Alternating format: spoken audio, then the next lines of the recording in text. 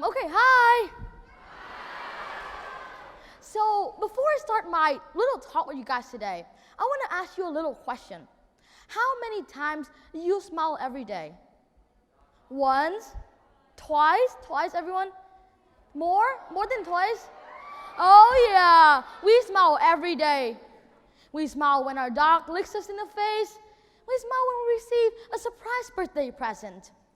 Sometimes a smile could be even as simple as hearing the rain tapping clickety-clack on your doorstep, or maybe completing a new Xbox challenge. A lot of sorts of emotions could generate a smile. But what is a smile? Why should we smile more? And how do we smile? Today, I'm going to answer these questions. So the science behind a smile. First of all, I'd like to talk about its definition. Anyone of you know what a smile is? What a definition of a smile is? A smile is the peak of emotions. It is the highest emotional content. It is like the extreme sensation of joy and of happiness. Well, I guess I'm extreme all the time then. Well, yeah, I smile a lot.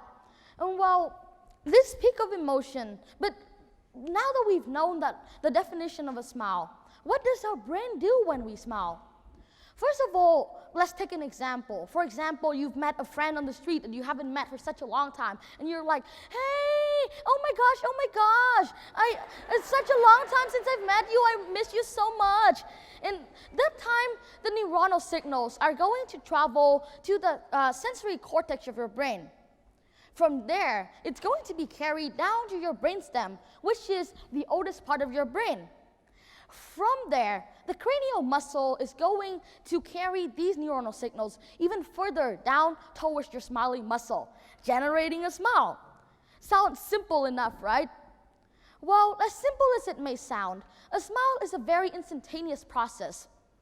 After the contraction of our mouth muscle, it's going to send a feedback loop back to our brain, signaling that we are feeling good, enhancing our sensation of joy. According to some recent researches, a smile, especially the smile of a baby, could be as worthy as 2,000 pounds of chocolate or $16,000. That's a lot of money in chocolate, right? So any one of you here is a chocolate lover? Oh yes. I myself, I'm a huge chocolate lover too. Well, now we know what to do when we don't have a huge bar of Hershey or Reese in our pocket. So some of you here may be thinking, oh, this guy is so boring. Why is he lecturing us about science? I want to go back home and play Minecraft. Well, the ultimate reason of why I'm here today is not to lecture you about science or about anything, but is to tell you a little story to ultimately convince you to smile more every day.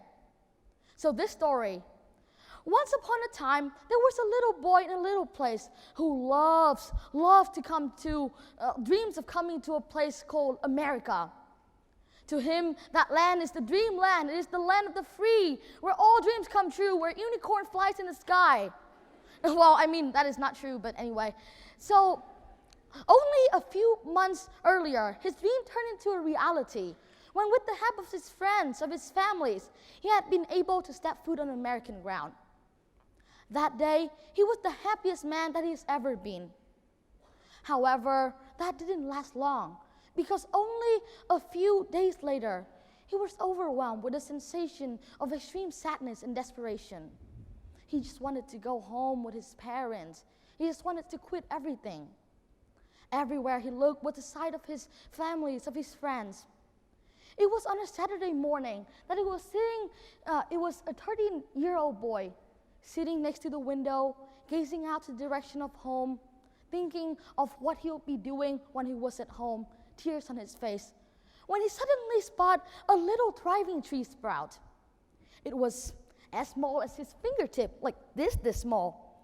But however, it thrived and it grew even way better than all the trees around it. It had kind of a life to it. At that exact moment, the boy felt like smiling, and he smiled. And that smile made he know the definition of the word happy again.